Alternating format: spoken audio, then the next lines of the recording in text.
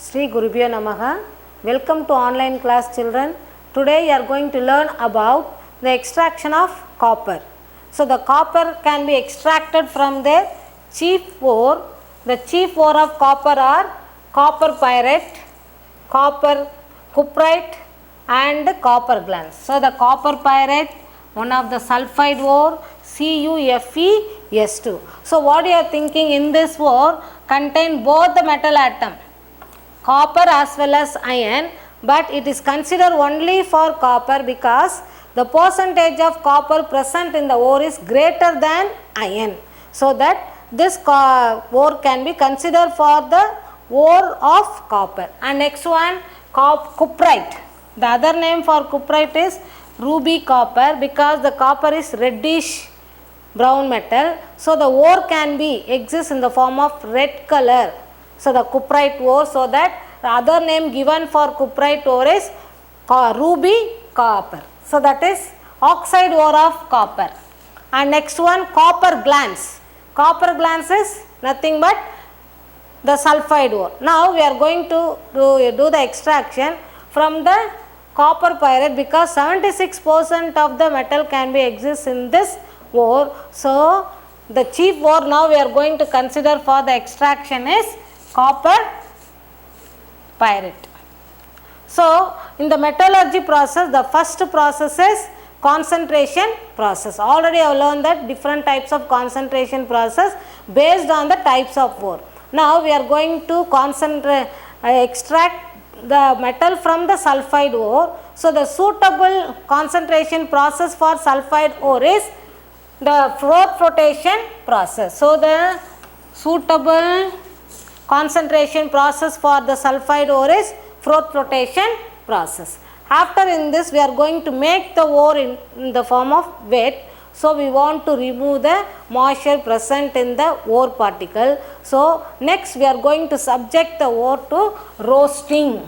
Roasting means nothing but we are going to heat the ore to the very high temperature in the presence of air. We are going to roast the ore in the presence of air. During roasting, the moisture present in the ore can be escaped. Moisture can be escaped as well as the volatile impurities. The volatile substance means the substance with low melting and boiling point. So the substance they have the boiling point below the room temperature. So with the very low temperature they can escape as vapor. So such type of impurities like sulfur, phosphorus, arsenic and antimony. So these are all considered as the volatile impurities that can be removed during the process of roasting. And the copper pyrite. The copper pyrite consists of copper ion and iron. See these two metals can be converted partially into sulfide. Now the ore of copper, CuFeS2, this is going to be roasting means heating at high temperature in the presence of air. So in this process the ore can be converted into, the ore contain the metal ion as what? Copper and iron. They are partially converted into sulfide. So it can be converted into copper sulfide, iron sulfide plus sulfur dioxide. So now you want to balance the equation. Here 3 sulfur, so here only 2. If you put 2 here,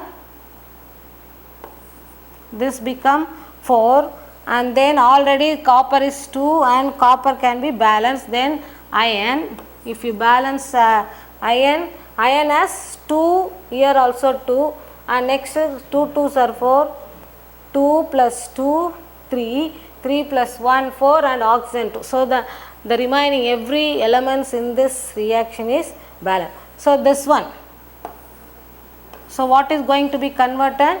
The ore can be converted on roasting. The ore can be converted partially as sulfides of copper and iron, copper sulfide and iron sulfide. And next, so this after roasting, we are going to subject the ore to the temperature in the absence of air. So the copper sulfide and iron sulfide is formed as a matte. This copper sulfide and iron sulfide is formed as a matte and slag in the blast furnace while we are going to heat. So the copper sulfide and iron sulfide is combined and coming out as a fusible mass separately, and as well as the slag. The slag contains some of the earthly impurities. From this we can able to remove the earthly impurities from the ore. And next, this matte, this mixture of matte, copper sulfide and this fusible matte is going to be subjected into Bessemerization. The Bessemer converter, we are going to heat to the high temperature of the molten matte in the presence of an. So now here you are going to get coated with, you are going to get the coated with the acidic lining, because you are going to use the basic impurities. So now in this, what type of reaction is going to taking place here? The ferrous sulfate from the matte. The ferrous sulfate from the matte is converted into ferric oxide, and it can be react with the flux. The flux can be react with the ferrous sulfate solution, and it gives us a slag. And next we are going to see the reaction involved in the Bessemerization process. First, from the matte, the ferrous sulfate. The ferrous sulfate is obtained from the matte, and it can be on heating in the Bessemer converter. The ferrous sulfate is oxidized to ferric oxide and sulfur dioxide. Now you want to balance the equation. So 1 sulfur, 1 iron, and then here how many? 3 oxygen. In this side only 2. If you put 3, it becomes 6. So if you write 2 and here 2. Now iron has balance with the 2 element, and sulfur has balance plus 2, and then oxygen 3 into 2. So 2 into 2, 4 plus 2, 6. So this iron oxide is basic in nature. Iron oxide is basic in nature, so we have to add the acidic flux. So the silica, this one is what? Silica, the acidic flux, it gives iron silicate as a slag. So here some of the impurities, the earthly impurities are removed as a slag, and the iron also can be removed from the matte. So what is remaining in the matte? Copper sulfide. So the copper sulfide, Cu2s, again it going to heat. This is going to convert into copper oxide and sulfur dioxide. So again you put here 2 balance. If you write 3 oxygen,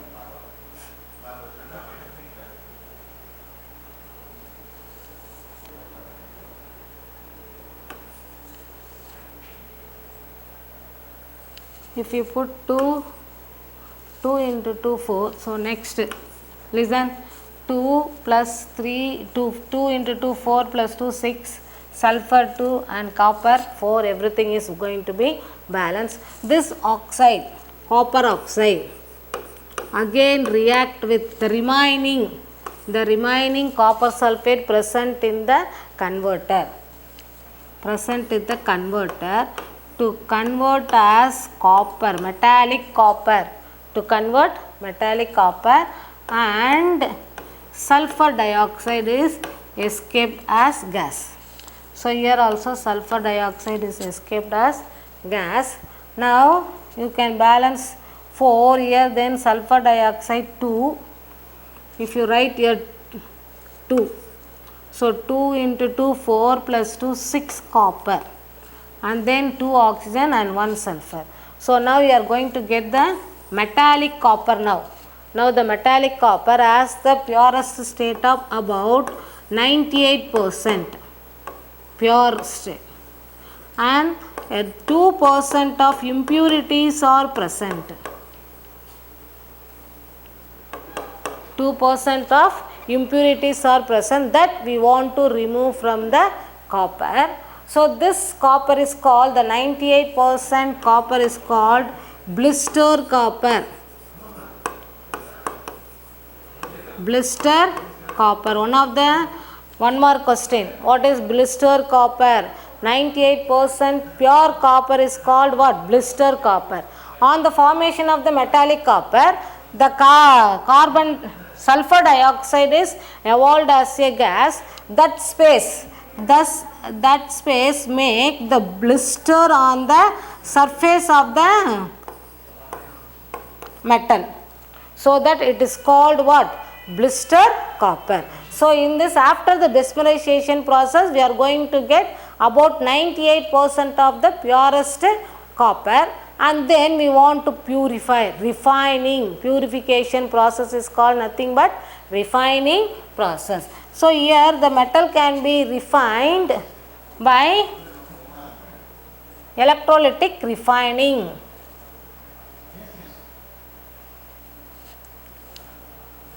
So the refining process, electrolytic refining. In the electrolytic refining, we are going to use electrolytic cell. The electrolytic cell contains 2 metal rod called electrodes.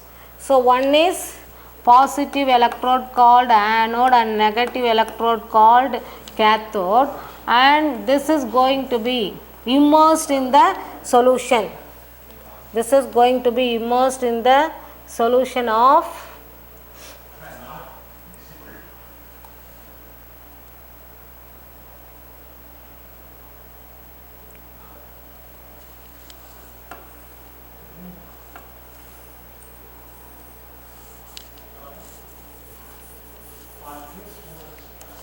so now listen, the electrolytic cell, the container is going to be fixed with the 2 metal rod called electrode. The electrode is going to be immersed in a solution called electrolyte, and the electrodes are positive called anode and negative called cathode, and this can be connected to a battery by passing electric current. So now we are going to take a cathode, the pure metal going to be taken in the cathode, and the impure metal, so the impure copper is going to be taken in the anode. While passing, the impure metal dissolved into that, they are going to dissolve as what? Copper ion. And they are going to migrate towards the opposite electrode. The electrolyte, we are using the electrolyte as the salt of the metal. Now we are using what is the copper's metal. So the salt of copper is copper sulfate, is going to be acidified solution of sulfuric acid. So by passing the electric current, the pure metal is going to be deposited on cathode, and the impurities are settled at the bottom. The impurities are settled at the bottom of the container as anode mud. This is called what? Anode mud. At the below the anode, the impurities are settled at the bottom as what? Anode mud. By this way, we are going to get the 100% or 99.9% of the purest metal we are going to get from the electrolysis process. And next we are going to learn about the chemical reaction of copper.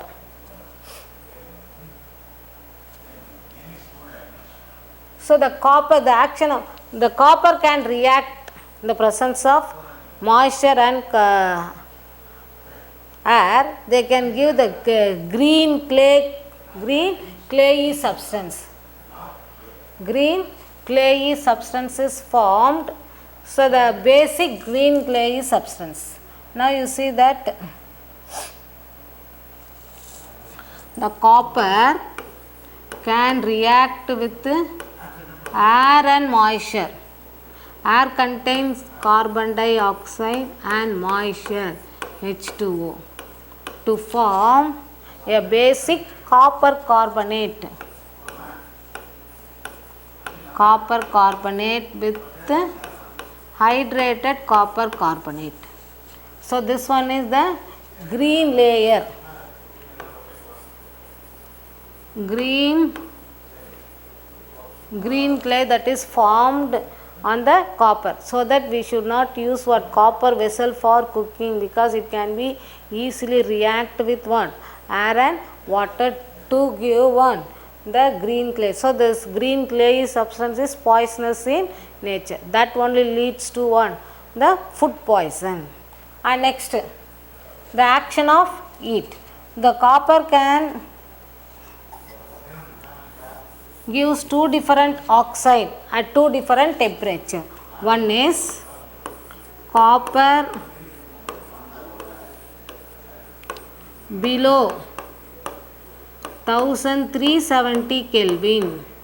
We are going to heat copper below 1270 Kelvin gives copper oxide. This one, name of this one is copper 2 oxide. Next, copper. So now you want to balance here 2 oxygen and only 1. If you put 2 here and then balance this equation. So next, copper plus oxygen above 1370 Kelvin.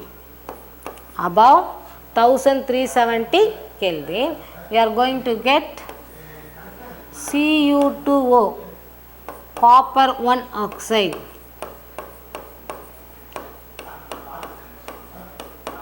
So the oxidation, here the oxidation state for copper is +2 and here the oxidation state for +1, otherwise it is called as cupric oxide and cuprous oxide.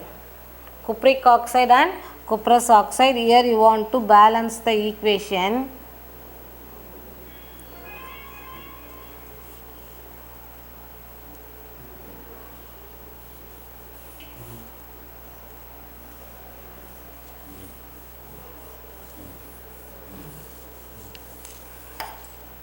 Wait, once again we'll see the equation.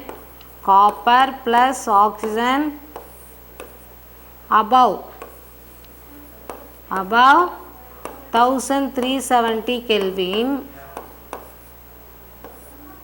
you are going to get Cu2O.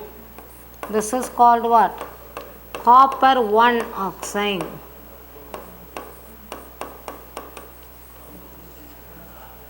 Here 2 copper and here 1. So 2 oxygen, only 1 oxygen. So if you put 2, so copper become 4. Now listen. So here the oxidation state of in this compound +2 and here +1. So that this one is otherwise called as cupric oxide and cuprous oxide. So it can give 2 different oxide at 2 different temperature. And next reaction with acid. So the dilute acid cannot react in the absence of air, so it can be react in the presence of air, the dilute hydrochloric acid. So HCl plus copper. So copper is going to react with HCl in the presence of air. It gives copper chloride along with H2O. Now how many oxygen? 2, and here copper chlorine only 1 that side. 2, if you put 2 chlorine, and hydrogen is going to be balanced, but here only 1 oxygen and here 2 oxygen. So if you put 2 here, this become 4. 2 into 2.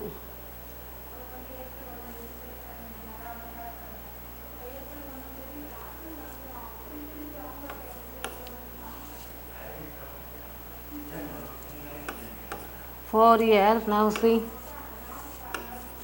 now the reaction is going to be balanced. And next reaction with nitric acid. It is the liberation of nitric oxide. Copper react with nitric oxide to give copper nitrate along with the evolution of nitric oxide plus water. So now you want to balance here. If you put, what is this, 2 plus 1, 3, here only 1.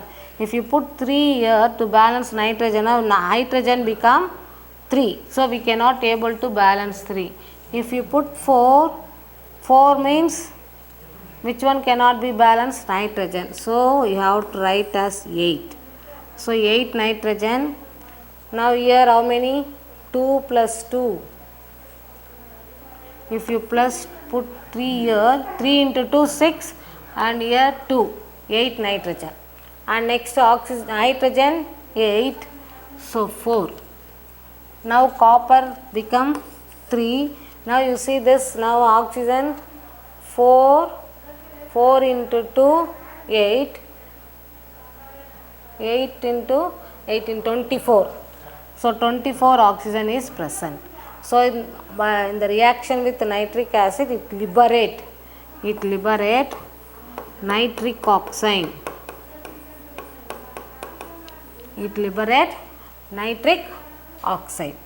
And then next reaction with chlorine.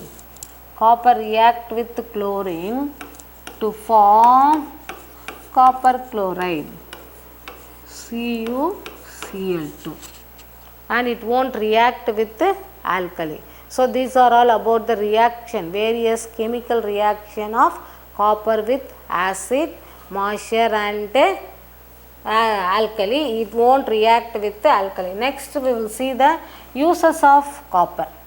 So the copper can be used in the manufacturing of, because it is a good conductor of heat and electricity. So it can be used in the electrical appliances, and then utensils. It is used in making utensils. Already you know that the copper is a coinage metal, because ancient people itself use copper to make coin. So it used in the calorimeter and coin. And the electroplating, coating of the article with metal. for preventing corrosion. So one of the prevention of corrosion by electroplating. Even though for the ornamental work also, the ornament we can make one, the copper as an electroplating, and it is used to mix with gold and silver as an alloy for making jewelry, because the gold 9.61